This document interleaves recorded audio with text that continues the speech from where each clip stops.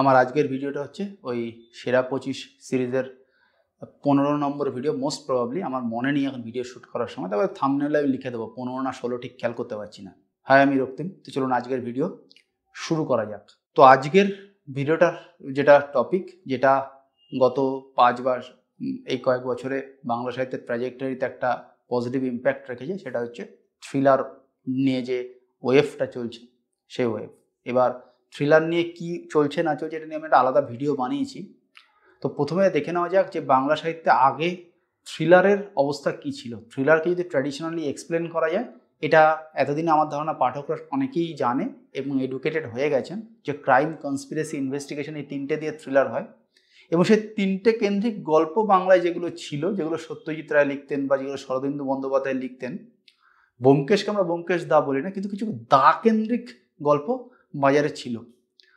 এই দা, ওই দা, ফেলুদা, ঘনাদাইরা, এই টাইপের। আর ছিল হচ্ছে প্রসন্ন কুমার বসু বা পিকে বসু, নারায়ণ সান্যালের, এইরকমই মোস্টলি পপুলার ক্যারেক্টারগুলো ছিল। যদিও এটা নিয়ে আমি রিসার্চ করিনি, কারণ আমার রিসার্চ এরিয়া বা আমার এরিয়া অফ ইন্টারেস্ট এই ভিডিও হচ্ছে এই 2020 অনওয়ার্ডস। সুতরাং এগুলো নিয়ে পুরোপুরি রিসার্চ করিনি, কিন্তু এরকম কিছু কিছু থ্রিলার বা মানে থ্রিলার ডেফিনেশন ওয়াইজ থ্রিলার, ওই ক্রাইম, কনস্পিরেসি, ইনভেস্টিগেশন আছে, এইগুলো মিলিয়ে এই ধরনের কিছু গল্প উপন্যাস বাংলায় অ্যাভেলেবেল ছিল। এর অন্যতম বড় কারণ হচ্ছে তখন বিদেশি জিনিসের এক্সপোজার বাংলায় খুব বেশি ছিল না। কেউ কেউ পড়তো, এত সহজে বইও কিনতে পাওয়া যেত না, অ্যামাজনও ছিল না, কিছুই ছিল না, যার ফলে এরকম একটা পরিস্থিতি তৈরি হয়েছিল। এরপর কম বয়সী রিডাররা তাদের অ্যাওয়ারনেস, তাদের সোশ্যাল মিডিয়াতে ভোকাল হওয়া, এই সমস্ত কিছুর ফলে বাংলা থ্রিলার অনেক বেশি সমৃদ্ধ হয়েছে। এবং এক্ষেত্রে বাংলাদেশি থ্রিলারেরও একটা কিন্তু কন্ট্রিবিউশন রয়েছে, এটা অস্বীকার করার জায়গা নেই। এবার ওই দাকেন্দ্রিক গোয়েন্দা, ওই সমস্ত কিছুর বাইরে বেরিয়ে গিয়ে কি কি ধরনের থ্রিলার বা গোয়েন্দা বাংলায় এলো এবং কি করে তারা বাংলা ট্র্যাজেক্টরিটি বদল করলো, সেইটা আমি নোট করে এনেছি, সেটা একটু বলে দিচ্ছি। সেটা হচ্ছে পলিটিক্যাল থ্রিলার বাজারে এসছে। পলিটিক্যাল থ্রিলার অনেক আছে, আমি নিজেও ভিডিও বানিয়েছি। এছাড়া সাইকো থ্রিলার রয়েছে। আমার বছরের গোড়ার দিকে যখন থ্রিলার শেষ পড়েছিলাম, তার মধ্যে রক্তকরবী মার্ডার ছিল, কৌশিক দাসের সাইকো থ্রিলার। এছাড়া রয়েছে ক্রিকেট বেটিং নিয়ে থ্রিলার, এটা অনেকেই লিখছে। বা এছাড়া ফুটবল নিয়ে থ্রিলার, সেটাও লেখা হচ্ছে। আর খেলাধুলো নিয়ে থ্রিলার, স্পোর্টস থ্রিলার। এরপর আছে হচ্ছে সাইফাই থ্রিলার, যেটা নিয়ে, এবং অ্যাডভেঞ্চার থ্রিলার, এই দুটোকে পাঞ্চ করিয়ে থ্রিলার রয়েছে, যেটা লেখক সিদ্ধার্থ পাল লিখেছেন। তার ওই সিরিজে আরেকটা বই হয়তো আসবে, এক্সপেক্টেড। আমায় কেউ বলেনি, হতে পারে আসবে, কেউ বলেনি আমাকে, ঠিক আছে, কোনো খবর নেই আমার কাছে, জাস্ট আমার অ্যাজামশন বা প্রিজামশন। এছাড়া রয়েছে তান্ত্রিক হরর থ্রিলার। অর্থাৎ এই এতগুলো জন্ম হয়েছে 17-18 অনওয়ার্ডস বাংলা সাহিত্যে, যেগুলো কিন্তু যথেষ্ট পজিটিভ। কারণ মানুষ ওটা চাইছে, পাঠকরা ওটা চাইছে, কম বয়সী পাঠকরা এসে চাইছে, সেটা নিয়ে তারা সোশ্যাল মিডিয়ায় ভোকাল।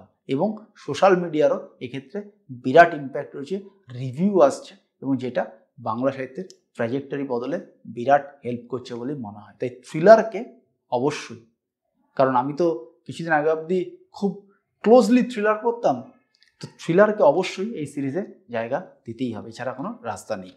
এইবার থ্রিলারের তো বিভিন্ন রকম টাইপ আমি ব্যাখ্যা করলাম বা মেনশন করলাম, ব্যাখ্যা নয়, কারণ ব্যাখ্যা করার মতো রিসার্চও আমি করিনি। আর সেই ভিডিও একটা বিরাট ভিডিও হবে, হয়তো 1 ঘন্টার ভিডিও, সেটা একটু ডিফিকাল্টও বটে। আর এবার হচ্ছে কিছু কিছু চরিত্র যেগুলো বাংলা সাহিত্যে খুব পপুলার হয়েছে, সেইগুলো নিয়ে আমি মেনশন করব। তার মধ্যে একটাই বাংলাদেশি লেখকের লেখা চরিত্রকে জায়গা দিচ্ছি, সেটা হচ্ছে মুস্কান জুবেরি। এই চরিত্রটা কিন্তু ভালো পপুলার হয়েছে এবং এখানে সিরিজও হয়েছে। রবীন্দ্রনাথ এখানে কখনো খেতে আসেন, শ্রীজিৎ মুখোপাধ্যায়ের সিরিজ, সুতরাং এইটা বেশ পপুলার হয়েছে, এটা নিয়ে কোনো সন্দেহ নেই। এরপরে যে থ্রিলার সিরিজের চরিত্রটা পপুলার হয়েছে তার মধ্যে হচ্ছে রুদ্রপ্রিয়ম সিরিজ, ঠিক আছে।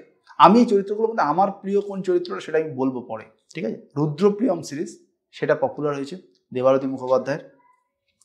এছাড়া দুটো সিরিজ রয়েছে, দুটো চরিত্র রয়েছে, অভীক সরকারের ভবতারণ চ্যাটার্জি আর আগমবাগীশ। আগমবাগীশ অবশ্য অভীক সরকারের তৈরি করা চরিত্র নয়, সম্ভবত নামে একজন কেউ এক্সিস্ট করতো, যদিও আমার পুরোপুরি আইডিয়া নেই। তো এই দুটো চরিত্রকে অভীক সরকারের হাত ধরে পপুলার করা গেছে। এরপর রয়েছে হলো অধিরাজ বলে একটা নাম, অধিরাজ না অভিরাজ, আমি কনফিউজ হয়ে যাচ্ছি, কিন্তু মোটামুটি সায়ন্তনী পুতদণ্ডর একটা মানে ইয়ে রয়েছে, মানে একটা চরিত্র রয়েছে যেটা খুব পপুলার এবং যেটা আবার পপুলারিটি ফিমেল ফ্যান বেস খুব হাই। আমি নিজে কিছুদিন বিভিন্ন গ্রুপ ট্রুপে থেকে এটা বুঝতে পেরেছি, যদিও এর এক্স্যাক্ট কোনো সার্ভে রেজাল্ট আমার কাছে নেই, কিন্তু আমার মনে হয়েছে, আমার পারসেপশন বলছে যে এর ফিমেল ফ্যান বেস কিন্তু অধিরাজের খুব হাই, অথবা অভিরাজ, আমি ঠিক বুঝতে পারছি না কে। ঠিক আছে, এরপরে হয়েছে হলো বিবেক সিনহা এবং দর্শনা বসু। দুজনকে একসাথে বলার উদ্দেশ্য হচ্ছে এরা দুজনেই পুলিশ চরিত্র। সম্ভবত যদি মনে করতে পারি ঠিকঠাক, দর্শনা এসআই, বিবেকও এসআই, এবং দুজনেই রাজ্য পুলিশের। এরা দুজনে কিন্তু যথেষ্ট ভালো থ্রিলার বা গোয়েন্দার ক্ষেত্রে এখনকার বাংলা সাহিত্যে ভালো চরিত্র হিসেবে তৈরি হচ্ছে।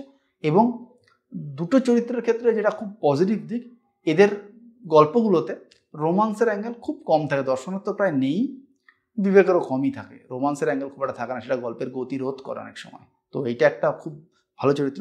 এবং সর্বশেষ বলবো পিরিয়ড পিস অভিজ্ঞান গাঙ্গুলির চাণক্য। চাণক্য তৈরি করা চরিত্র না, কিন্তু চাণক্যকে যেভাবে গল্পের প্রয়োজনে ঘষে মেজে রেডি করা হয়েছে গোয়েন্দা হিসাবে, সেটা খুব আউটস্ট্যান্ডিং। এবং আমার নিজের প্রিয় চরিত্রগুলোর মধ্যে কিন্তু অবশ্যই চাণক্য পড়ে, যেটা আমি বলেছিলাম যে আমি বলবো যে কোন চরিত্রটা আমার খুব প্রিয়, চাণক্য অবশ্যই পড়ে। আর দর্শনা হয়তো প্রিয় হতে পারতো, কিন্তু দর্শনা সাফিসিয়েন্ট বই নেই। ঠিক আছে, সাফিসিয়েন্ট বই, সাফিসিয়েন্ট গল্প হলে তারপরে এটা নিয়ে কমেন্ট করা যাবে। হয়তো প্রিয় হওয়ার লক্ষণ আছে, কিন্তু এখনো প্রিয় বলা যাচ্ছে না, কারণ সাফিসিয়েন্ট বই নেই। তো এই হচ্ছে মোটামুটি থ্রিলার নিয়ে আমার সেরা 25 সিরিজের ভিডিও। থ্রিলারকে ডেডিকেট করা, সমস্ত থ্রিলার প্রেমীকে ডেডিকেট করা, এবং থ্রিলার টিকে থাকুক, থ্রিলার এগিয়ে যাক, এই আশা রেখে আজকের ভিডিও শেষ করছি। আমার এই ভিডিও ভালো লাগলে অবশ্যই একটা থামস আপ, চ্যানেল ভালো লাগলে সাবস্ক্রাইব। দেখা হবে পরের ভিডিও, ততদিন ভালো থাকুন, টাটা।